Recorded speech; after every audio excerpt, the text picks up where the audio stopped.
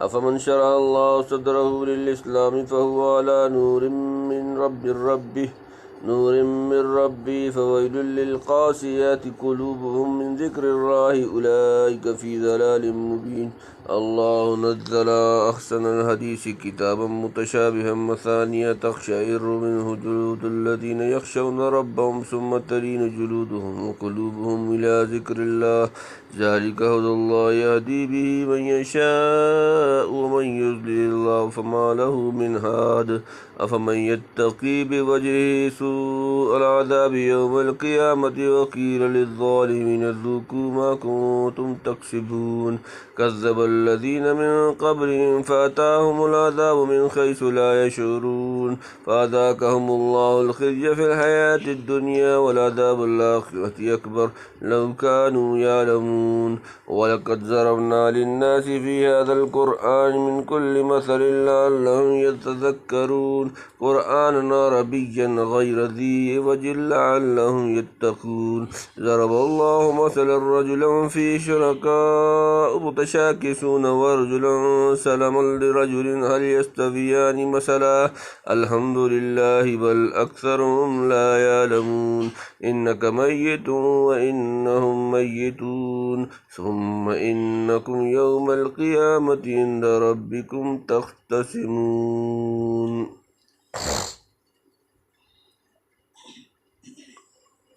أفمن شرح الله صدره للإسلام فهو على نور من ربه فويل للقاسية قلوبهم من ذكر الله أولئك في ضلال مبين. افمن کیا پس جس شرح اللہ نے کھول دیا صدرہ اس کا سینہ للاسلام اسلام کے لیے فہو تو وہ اعلیٰ پر نور من رب ہی اپنے رب کی طرف سے فویل سو خرابی للقاسیتی ان کے لیے سخت قلوب ہوں ان کے دل میں ان سے ذکر اللہ کی یاد اولئک یہی لوگ فی میں ضلال گمراہی مبین کلی بلا جس کا سینہ کھول دیا اللہ نے دین اسلام کے واسطے سو وہ روشنی میں ہے اپنے رب کی طرف سے سو خرابی ہے ان کو جن کے دل سخت ہیں اللہ کی یاد سے وہ پڑے پھرتے ہیں بھٹکتے سری یعنی دونوں برابر کہاں ہو سکتے ہیں. ایک وہ جس کا سینہ اللہ نے قبول اسلام کے لیے کھول دیا نہ اسے اسلام کے حق میں کچھ شک و شبہ ہے نہ احکام اسلام کی تسلیم سے انقباض. حق تعالیٰ نے اس کو توفیق و بصیرت کی ایک عجیب روشنی عطا فرمائی جس کے اجالے میں نہایت سکون و اطمینان کے ساتھ اللہ کے راستے پر اڑا چلا جا رہا ہے. دوسرا وہ بدبخت جس کا دل پتھر کی طرح سخت ہو نہ کوئی نصیحت اس پر اثر کرے نہ خیر کا کوئی قطرہ اس کے اندر گھسے کبھی خدا کی یاد کی توفیق نہ ہو یوں ہی اوہام و اغوا اور رسوم و تقلید آبا کی اندھیروں میں بھٹکتا پھرے. اللہ نزل احسن الحدیث کتابا متشابها مثانیہ تقشعر منه جلود الذین یخشون ربهم ثم تلین جلودهم وقلوبهم إلى ذکر اللہ ذلك هدى الله يهدي به من يشاء ومن يضلل الله فما له من هاد. اللہ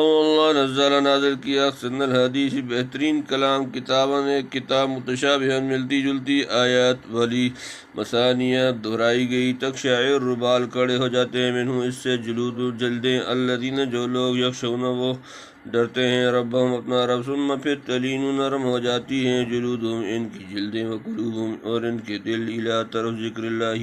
اللہ کی یاد ذالک یہ ہدی اللہ کی ہدایت یہدی بھی ہدایت دیتا ہے اس سے من یشاء جسے وہ چاہتا ہے من اور جو جس یضلل اللہ گمراہ کرتا ہے اللہ ہما تو نہیں لہو اس کے لیے من ہاد کو ہدایت دینے والا. اللہ نے اتاری بہتر بات کتاب آپس میں ملتی دہرائی ہوئی بال کھڑے ہوتے ہیں اس سے کھال پر ان کے لوگوں کے جو ڈرتے ہیں اپنے رب سے پھر نرم ہوتی ہیں ان کی کھالیں اور ان کے دل اللہ کی یاد پر. یہ راہ دینا اللہ کا اس طرح راہ دیتا ہے جس کو چاہے اور جس کو راہ بلائے. اللہ اس کو کوئی نہیں سمجھے سجانے والا یعنی دنیا میں کوئی بات اس کتاب کی باتوں سے بہتر نہیں، یعنی صحیح، صادق، مضبوط، نافع، معقول اور فصیح بلیغ ہونے میں کوئی آیت کم نہیں، ایک دوسری سے ملتی جلتی ہے، مضامین میں کوئی اختلاف و تعارض نہیں، بلکہ بہت سی آیات کے مضامین ایسے متشابہ واقع ہوئے ہیں کہ ایک آیت کو دوسرے کی طرف لوٹانے سے صحیح تفسیر معلوم ہو جاتی ہے۔ القرآن یفسر بعضاً اور مثانی، یعنی دہرائی ہوئی کا مطلب یہ ہے کہ بہت سی احکام اور مواعظ و قصص کو مختلف پیرایوں میں دہرایا گیا ہے تاکہ اچھی طرح دل نشین ہو جائیں۔ نیز تلاوت میں بار بار آیتیں دہرائی جاتی ہیں، اور بعض علماء نے متشابہ و مثانی کا مطلب یہ لیا ہے کہ بعض آیات میں ایک ہی طرح کے مضمون کا سلسلہ دور تک چلا جاتا ہے، وہ متشابہ ہوئیں، اور بعض جگہ ایک نوعیت کے مضمون کے ساتھ دوسرے جگہ جملے میں اس کے مقابل کی نوعیت کا مضمون بیان کیا جاتا ہے۔ مثلا ان الابرار لفی نعیم، آیت نمبر 13، ان الفجار لفی جحیم، 14، سورۃ نمبر 82، سورۃ الانفطار، آیت نمبر 13، یا نبی عبادی انی انا الغفور الرحیم، آیت نمبر 49، وانا عذابی هو العذاب العلیم، 50، سورۃ نمبر 15، سورۃ الحجر، آیت نمبر 49، یا وَيَحْذَرُكُمُ اللَّهُ نَفْسَهُ وَاللَّهُ رَءُوفٌ بِالْعِبَادِ، ایسی آیات کو مثانی کہیں گے کہ ان میں دو مختلف قسم کے مضمون بیان ہوئے، یعنی کتاب اللہ سن کر اللہ کے خوف اور اس کے کلام کی عظمت سے ان کے دل کانپ اٹھتے ہیں اور بدن کے رونگٹے کھڑے ہو جاتے ہیں اور کھالیں نرم پڑ جاتی ہیں۔ مطلب یہ کہ خوف اور ریت کی کیفیت طاری ہو کر ان کا قلب و قالب اور ظاہر و باطن اللہ کی یاد کے سامنے جھک جاتا ہے، اور اللہ کی یاد ان کے بدن اور روح دونوں پر ایک خاص اثر پیدا کرتی ہے۔ یہ حال اقوائے کاملین کا ہوا۔ اگر کبھی ضعفاء و ناقصین پر دوسرے قوم کی قسم کی کیفیات و احوال طاری ہو جائیں، مثلا غشی یا صاعقہ وغیرہ، تو اس کی نفی آیت سے نہیں ہوتی اور نہ ان کی تفصیل ان پر لازم آتی ہے، بلکہ اس طرح از خود رفتہ اور بے قابو ہو جانا عموماً وارد کی قوت اور مورد کے ذوق کی دلیل ہے۔ جامع ترمذی میں ایک حدیث بیان کرتے وقت ابو ہریرہ رضی اللہ تعالیٰ عنہ پر اس قسم کے بعض احوال کا طاری ہونا مصرح ہے، واللہ عالم، مصرح ہے، واللہ عالم، یعنی جس کے لیے حکمت الہی مقتضی ہو، اس طرح کامیابی کے راستے کھول دیے جاتے ہیں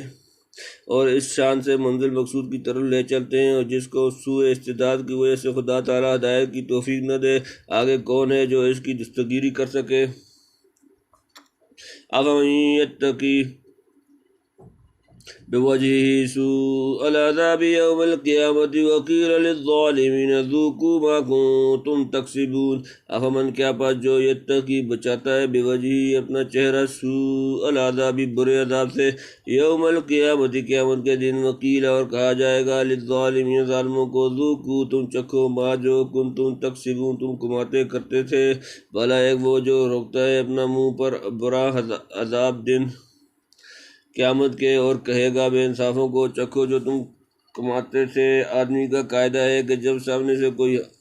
حملہ ہو تو ہاتھوں پر روکتا ہے، لیکن محشر میں ظالموں کے ہاتھ بندھے ہوئے ہوں گے، اس لیے عذاب کی تھپیڑیں سیدھی منہ پر پڑیں گی۔ تو ایسا شخص جو بدترین عذاب کو اپنے منہ پر روکے اور اس سے کہا جائے کہ اب اس کام کا مزہ چکھ جو دنیا میں کیے تھے، کیا اس مومن کی طرح ہو سکتا ہے جسے آخرت میں کوئی تکلیف و گزند پہنچنے کا اندیشہ نہیں؟ اللہ کے فضل سے مطمئن اور بے فکر ہے، ہرگز نہیں۔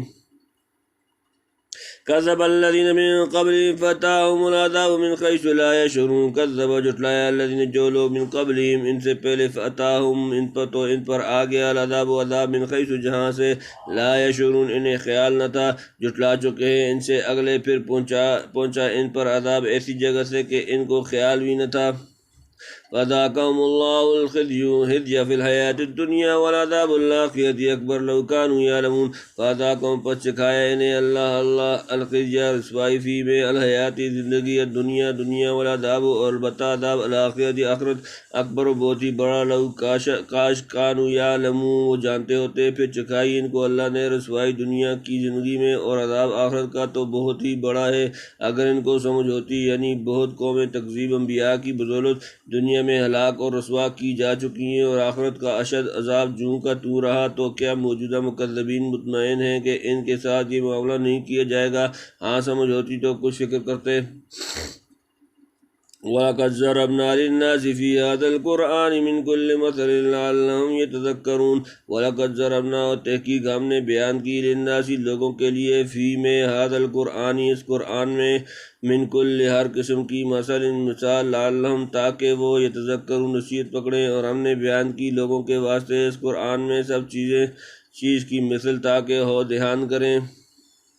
قرآن عربی غیر ذی عوج لعلہم یتقون، قرآن عربی عربی غیر ذی عوج کسی کجی کے بغیر، لعلہم تاکہ وہ یتقون پرہیزگاری اختیار کریں۔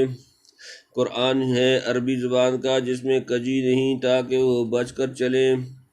یعنی ان کا نہ سمجھنا اپنی غفلت اور حماقت سے ہے۔ قرآن کے سمجھانے میں کوئی کمی نہیں، قرآن تو بات بات کو مثالوں اور دلیلوں سے سمجھاتا ہے تاکہ لوگ ان میں دھیان کر کے اپنی عاقبت درست کریں۔ قرآن ایک صاف عربی زبان کی کتاب ہے جو اس کے مخاطبین اولین کی مادری زبان تھی۔ اس میں کوئی ٹیڑھی ترچھی بات نہیں، سیدھی اور صاف باتیں ہیں جن کو عقل سلیم قبول کرتی ہے۔ کسی طرح کا اختلال اور کجی اس کے مضامین یا عبارت میں نہیں۔ جن باتوں کو منوانا چاہتا ہے نہ ان کا ماننا مشکل، اور جن چیزوں پر عمل کرانا چاہتا ہے نہ ان پر عمل کرنا محال۔ غرض یہ ہے کہ لوگ بسہولت اس سے مستفید ہوں، اعتقادی و عملی غلطیوں سے بچ کر چلیں، اور صاف صاف نصیحتیں سن کر اللہ سے ڈرتے رہیں۔ ضرب اللہ مثلا رجلا فیہ شرکاء متشاکسون ورجلا سلما لرجل هل یستویان مثلا الحمد للہ بل اکثرهم لا یعلمون۔ ضرب اللہ بیان کی اللہ نے، مثلا ایک مثال، رجل ایک آدمی، فیہ اس میں، شرکاء کئی شریک، متشاکسون آپس میں ضدی، ورجلا اور ایک آدمی، سلما سالم خالص، لرجل ایک آدمی، حل کیا، یستویان دونوں کی برابری ہے، مثلا مثال، حالت، الحمد تمام تعریفیں اللہ کے لیے، بلکہ اکثر ان میں اکثر لا یعلمون علم نہیں رکھتے۔ اللہ نے بتلائی ایک مثل، ایک مرد ہے کہ اس میں شریک ہیں کئی ضدی، اور ایک مرد ہے پورا، ایک شخص کا کیا برابر ہوتی ہیں دونوں مثل؟ سب خوبی اللہ کے لیے ہیں، پر وہ بہت لوگ سمجھ نہیں رکھتے۔ یعنی کئی حصہ دار ایک غلامی یا نوکر میں شریک ہیں، اور ہر حصہ دار اتفاق سے کج حلق بے مربوط اور سخت ضدی واقع ہوا ہے۔ چاہتا ہے کہ غلام تنہا اس کے کام میں لگا رہے، دوسرے شرکاء سے سروکار نہ رکھے۔ اس کھینچ تان میں ظاہر ہے غلام سخت پریشان اور پراگندہ دل ہوگا، برخلاف اس کے جو غلام پورا ایک کا ہو۔ اسے ایک طرح کی یکسوئی و اطمینانیت حاصل ہوگی، اور کئی حقائق کو خوش رکھنے کی کشمکش میں گرفتار نہ ہوگا۔ اب ظاہر ہے کہ یہ دونوں غلام برابر نہیں ہو سکتے۔ اسی طرح کتنے ہی جھوٹے معبودوں کو خوش رکھنے کی فکر میں رہتا ہے، اس کے برخلاف معاہد کی کل توجہات و خیالات اور دعا و دوش کہ ایک مرکز ہے، وہ پوری دل جمی کے ساتھ اس کے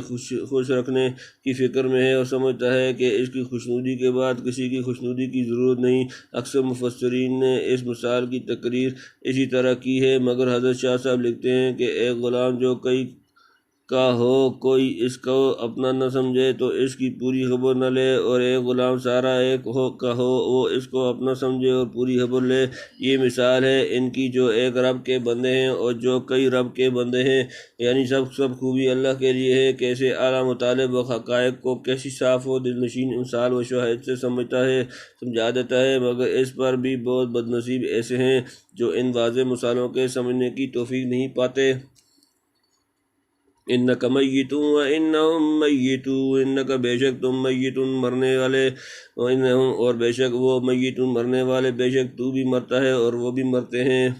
ثم انکم یوم القیامت عند ربکم تختصمون، ثم پھر انکم بے شک تم یوم القیامت قیامت کے دن، عند پاس ربکم اپنا رب، تختصمون تم